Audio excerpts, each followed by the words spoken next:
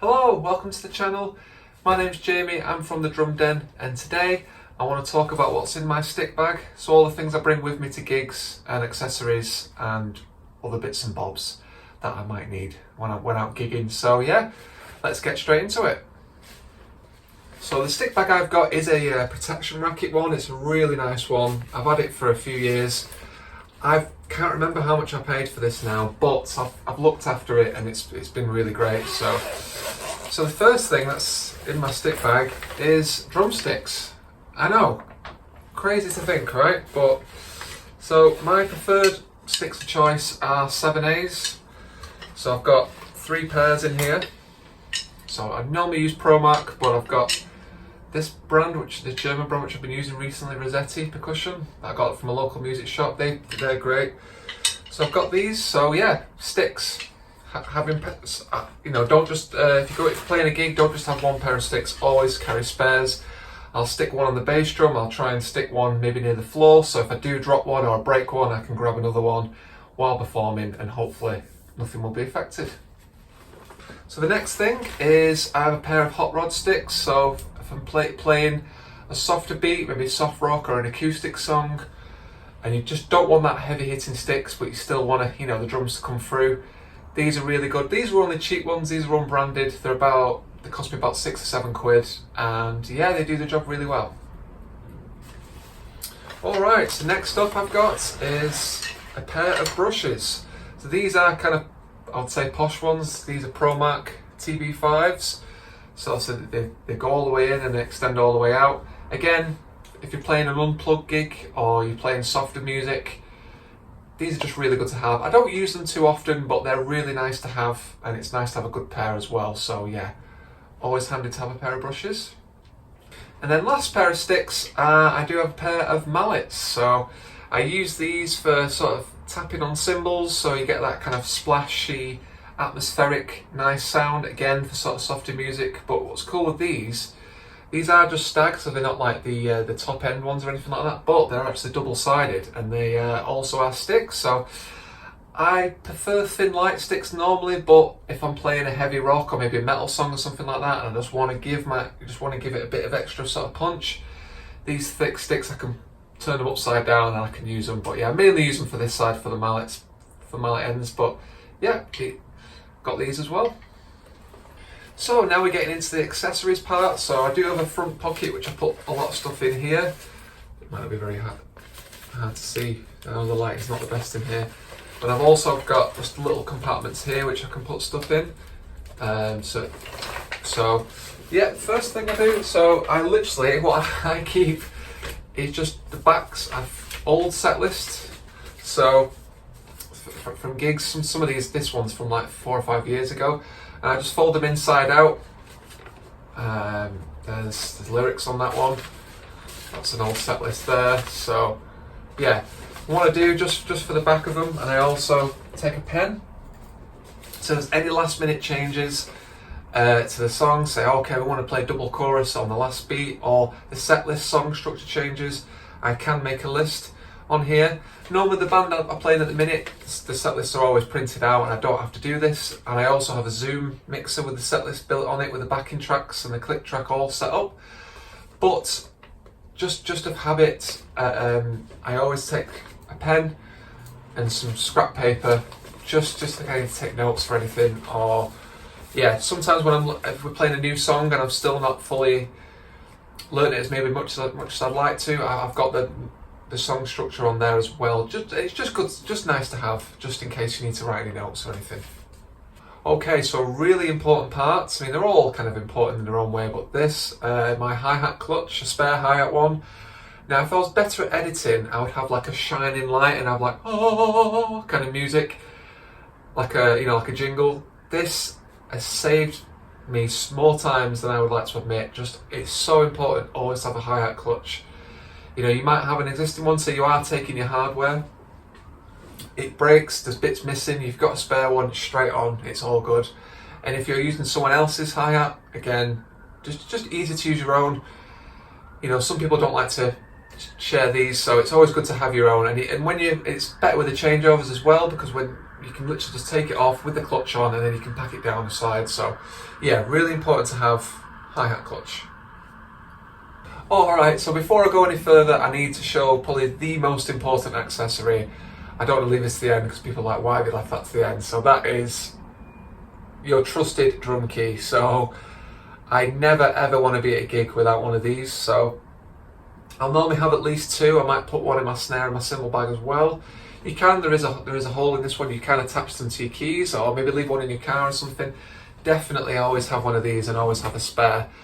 You know, you might need to change a drum head, and there's some cymbal stands, you know, you might get there might be a house kit at the venue or the place you're performing, and the cymbal stands, you need a drum key to alter the height or the, you know, the direction of the stands. So yeah, before I go any further, always have that. Very, very useful. Okay, so the next thing that I always have with me is these pairs of in-ear sort of earphones. So they kind of go around your ear and they go directly in, and there's left and right. And so what I do, I plug it in, it goes up my back, and I plug just so that the cable's not in the way. So yeah, always bring these. So I need these to play live, because we have the band I'm in at the minute, we have backing tracks, and I play to a click as well. So always need to make sure I've got my in-ears. And then going off that, I bring a spare pair of in-ears as well. These actually don't have any earbuds in it, but I'll get to that in a minute. So these are only cheap. They're like, I got these off a friend. They were like, I think they were like less than £10 off AliExpress or something like that. But they're actually surprisingly good for what they are. So yeah, always good to have a spare. If I plug my usual ones in and they're not working for whatever reason, I've got a spare pair of in-ears. And then just to finish on that, it's going to be hard to show you. I'll just put my hand up close to the screen. So I have a couple of spare the earbuds. So these do go missing. You put them in bags, they get put down, they fall off. So yeah, you put them in ears in without the earbuds. They don't stay in your ear. They keep falling out. It's uncomfortable and it's just not great. So I put them in a little bag. But yeah, definitely really, really important to have spare earbuds. Yeah. So that's the in-ears covered. So we've got 3 items left to go. So the next things I bring is cymbal and felts, sort of spare bits and bobs bag. So there's felts, there's the plastic rod which goes onto the top of the cymbals, like this one here. I've got one built up, so it's ready to go with a felt already on it. And also, I'll just grab them out. Sorry if you're wearing earphones. Should have got these out before. There's spare wing nuts and there's a couple of spare washers in at the bottom as well. These are really useful. Again, it's a house kit. They might be missing these, and you're using their cymbal stands or your own cymbal stands. They can go missing. You know, whether you're in a studio, whether you're rehearsing, where you're gigging, they can get lost along the way. So, really, I've got these off Amazon. Yeah, really, really handy to have. Don't use them that often, but it's just they're invaluable to have. So I really like to always take these with me. And then something important, which is not specifically related to drums, but it kind of is at the same time, phone charger. So obviously, I like to record gigs when I can, and which eats the battery. I might have notes on my phone as well. People might need to ring me while I'm out and about, or there's a gap between, you know, sound check or the venue. And I also sometimes use my phone as the maps in order to get home. So I've played a gig about an hour away from home several months ago.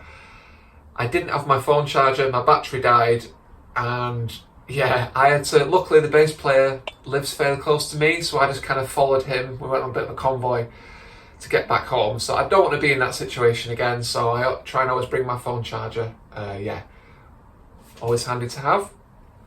What I will say, because there's normally always like plug sockets on stage, you know, but just maybe don't leave it unattended, even if it's just the charger, because they could go missing. They might end up in someone else's bag.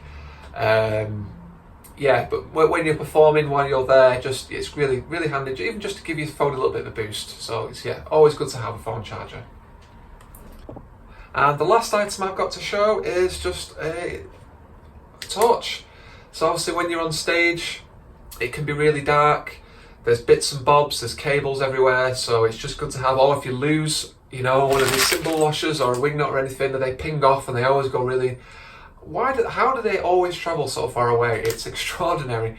Just to find stuff, make sure, and then you can do a check at the end, make sure you don't leave anything. There could be loose cables that are sort of facing upwards and you could trip over.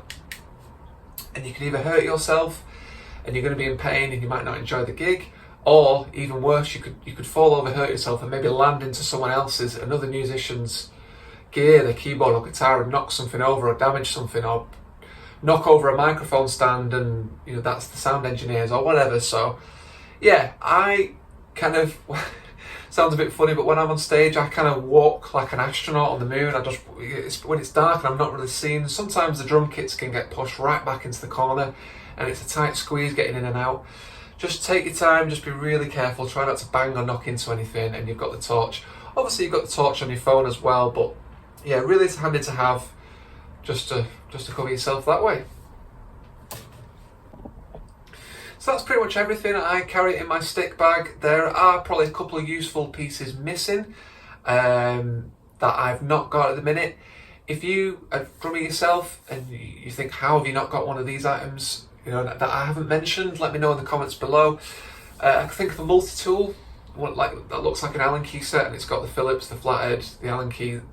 I'm going to look into getting one of those because that'll be really useful. And yeah, there's a couple other bits I probably missed, I've forgotten about. So yeah, so let me and everybody else, you know, in the comments down below what you should bring with you. Hope you've enjoyed this video, or you might even be watching this and you think, well, the stuff I'm bringing, it's a bit overkill with all the spare bits and bobs, but you just never know what's going to happen at gigs. So snare wires, that could be an interesting thing to bring.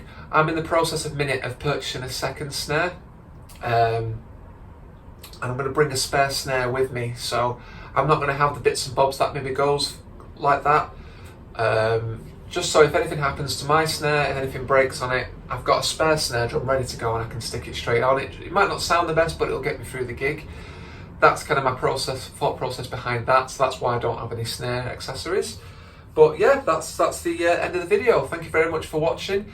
And if you've got this far and you're interested in drum lessons, I'm based in Tameside in Greater Manchester, and the first lesson is free. So if you want to come down here, check it out, have a go for yourself, then yeah, just get in touch. But yeah, I'll leave the video there for now. Thank you very much for watching. Hope you got something out of it, and hope you have a great day. Take care. Bye for now.